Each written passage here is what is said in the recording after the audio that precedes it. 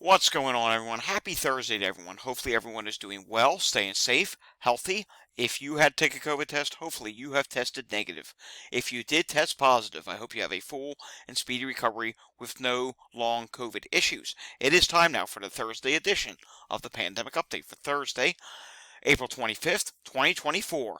If you're new to my channel, this is where we do the daily pandemic update on all things COVID and any other virus that could be a health threat to you. Let's face it, there's a lot of viruses out there, and COVID is still a thing. Long COVID is still a thing, and it's just continuing to get worse. So, want to stay informed? Subscribe down below. Want to help keep others informed? Share out these videos. Like what you see, give it a thumbs up. The more thumbs up we get, the more times people hit that like button, the more YouTube shares my content throughout the algorithm. It's proven. It does work. And of course, if you have something to say, leave a comment down below.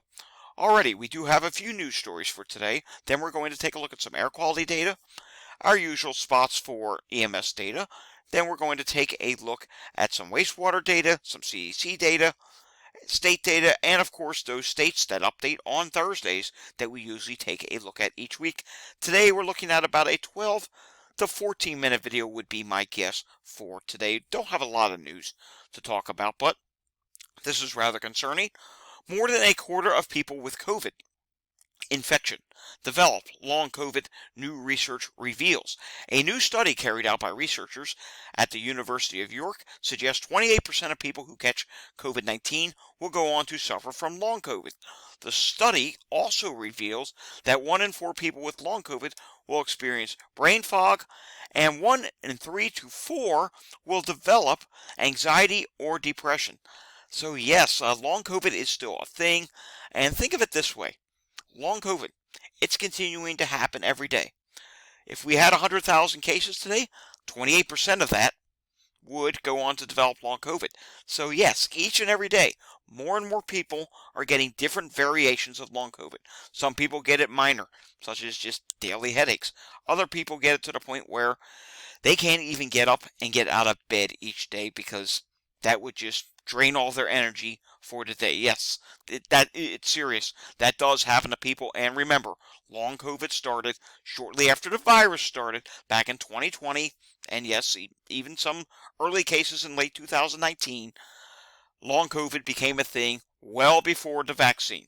I'm not denying that there may be some side effects for some people from the vaccine, but long COVID, you have to acknowledge that as well because it's real. It started before the vaccine. All right, moving on. We don't want to get into that whole debate, but speaking of vaccination, vaccinations for whooping cough are now being urged over in Hawaii Island. That's right, whooping cough. We've talked about it several different times for various different states. Hawaii, California, just recently Southeast Pennsylvania, New York State.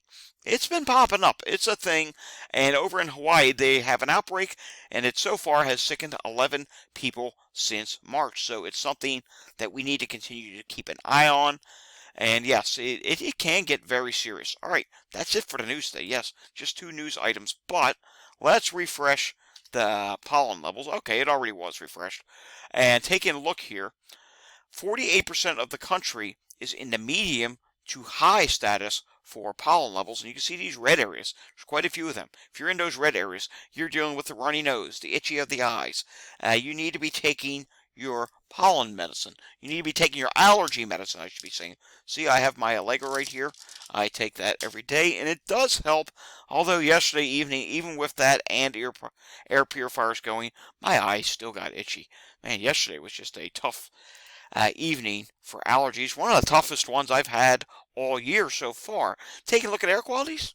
We're seeing green in the northeast. Yes, you are seeing some yellow in some places. And if we zoom into Pennsylvania here, let's go up to central Pennsylvania. Okay, you're not seeing it here because there's no air quality air sites, but you can see here, well, not, actually you can't see it, but just east of here, there is a controlled burn going on east of State College, Pennsylvania. And with the way the weather is situated today, that smoke's not dissipating too fast. And that seems to be the case for much of the Northeast based on weather forecast I have looked at, where if there are control burns or even wildfires, that smoke is persisting. And that can impact air quality. And again, there's no meters in that areas, but take a look at this. Texas. Yeah, it's not that good today. Air qualities are pretty bad from Texas right on up through the plains. The only bit of good news is you do have some rain coming. Unfortunately, it's going to be a lot of rain at once. I'll explain about that in just a moment. I do believe I have that up here somewhere. We have to take a look at that. It's really bad what's going to happen in that area. And taking a look here out in the west, not as bad in California today. Great Lakes, just a few yellow regions. And real quickly, let's take a look at the severe forecast. Yes, there is the risk of severe weather in the plains, not only today, but again tomorrow, and again on Saturday. And I think Saturday really bears watching. This enhanced area for severe storms could go up to moderate risk, meaning, yes, safety threats are a big concern for you in the form of tornadoes. There could be a major tornado outbreak in this area, and somewhere within this area could be seeing flash flooding as well. So, hey, it's not always viruses we have to talk about. We have to talk about your threat of a property safety and life safety when it comes to weather as well. All right, going back now, let's take a look at today's EMS call volume for Philadelphia. This was Wednesday's totals. 713 EMS incidents were reported on Wednesday. Doing a live look in at Montgomery County, Pennsylvania, we see just 12 EMS calls right now, but I do see cardiac arrest in White Marsh Township. That's not good. Cardiac emergency. Respiratory emergency is showing up, so that's never a good thing. Taking a look at Chester County, Pennsylvania, we do see some calls right now, which include multiple sick calls and multiple respiratory calls at this time. Heart problems is also something that is ongoing right now. It looks to be close to about a dozen calls in Chester County right now, which is fairly busy for the 5 o'clock hour.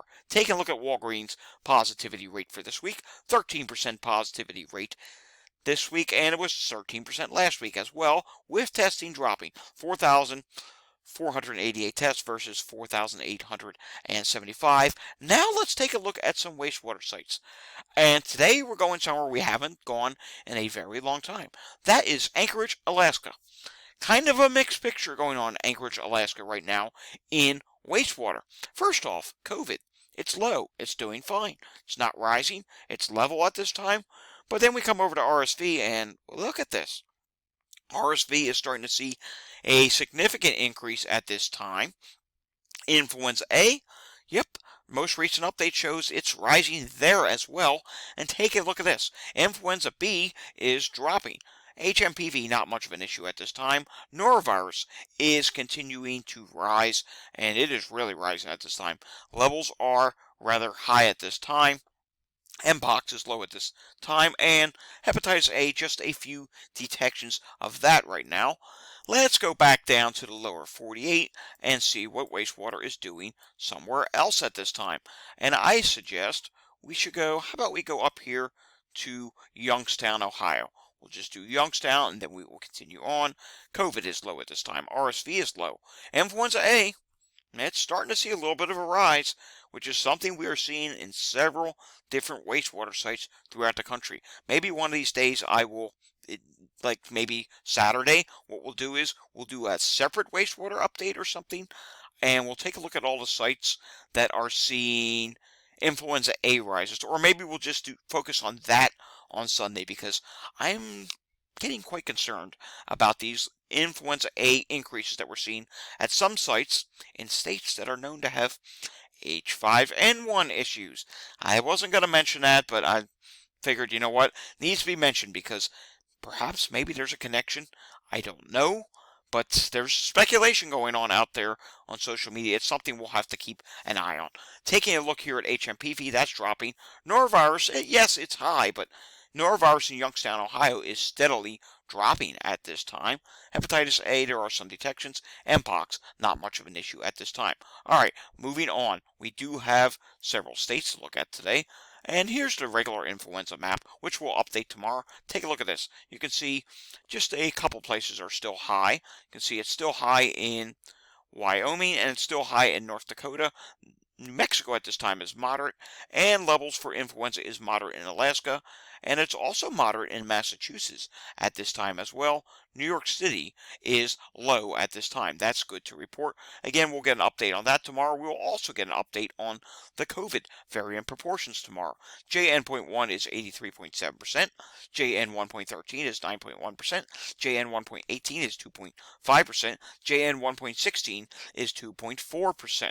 All right, moving on now to New Jersey, and let's see what is going on in New Jersey today for hospitalizations. Hopefully we can report on the number being down. It is 191 hospitalizations. That's 66 out of 70 hospitals reporting.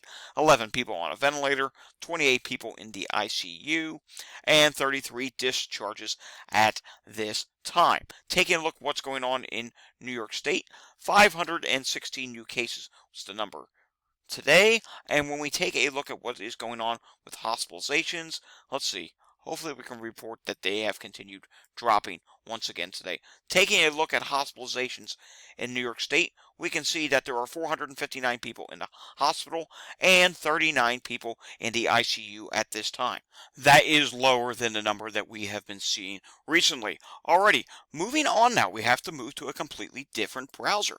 Why? Because we need to take a look at several states that update weekly. First off, Connecticut is reporting this week 185 influenza cases so far. COVID-19, 62 COVID-19 cases, and just 8 cases of RSV. Now moving over to Chicago. Chicago is seeing hospitalizations continuing to drop. 6.71 is the current daily average. Beds in use says 0.8% of that is for COVID. Emergency room visits, that looks to be down by 0.4%. And the prior week it was at 0.5% of the emergency visits being for COVID. Laboratory confirmed cases, the daily average is at 38, and deaths are down at this time. It doesn't look like, I don't think they have seen any deaths in the past week. That is some fantastic news. Taking a look at vaccinations, 1,150 people went to get a vaccine of some sort, whether it be first dose, second dose, booster, whatever the case may be. Have to refresh Massachusetts to see if they have come in yet, because as of the last time, they were not in yet, and now they are. Take a look at this. 10.3% of emergency department visits in the past week were for acute respiratory disease. Influenza severity is low at this time. And COVID-19 emergency department visits, that's minimal. That's the lowest that can go. COVID-19 hospital admissions is low at this time as well. And again, that's the lowest that can go as well. Taking a look at what is going on in the state of Washington out on the West Coast. COVID emergency department visits are down 20%, flat for influenza, down 100% for RSV, so that's telling me they may not be seeing any. Percent of hospital admissions for COVID, that's down 25%, influenza is down 25%, RSV down 100%, and less than 10 people are in the hospital for COVID, or in the ICU for COVID, and RSV data is not collected. Influenza is less than 10 at this time as well. And remember, in any of these states, not all hospitals are testing, those PCR tests that they use, or these rapid tests. Not all hospitals are testing for COVID prior to admission, so who knows? There could be more COVID out there than we know about. And I know when I listen to dispatch here in southeast Pennsylvania for northeast Philadelphia, I do hear quite a few calls for people that are sick, but I never hear the word COVID mentioned, which I wouldn't expect to. Only very few dispatches in the United States that I have found list COVID when they give the details of the call. Very few. Alrighty, guys, that does it for today's pandemic update. Follow me on my Twitter account, at COVID Data Report, but also follow me on my other Twitter X account, which is at Climate Data Report, because I'm going to be doing a lot of tweeting there over the next several days with this severe weather threat that is shaping up in the midsections of the country. Yes, I need to keep you safe from severe weather as well. I know I inform you about the viruses. That's the sole purpose here, but that gets very, personal to me, because it's been a hobby for decades and decades, and it's something that I need to keep you informed about as well. Alrighty, folks, if you like this video, give it a thumbs up. Want to see more content like this? Subscribe down below. And, of course, share this with anyone you know. Leave a comment down below. I will see you all again next time.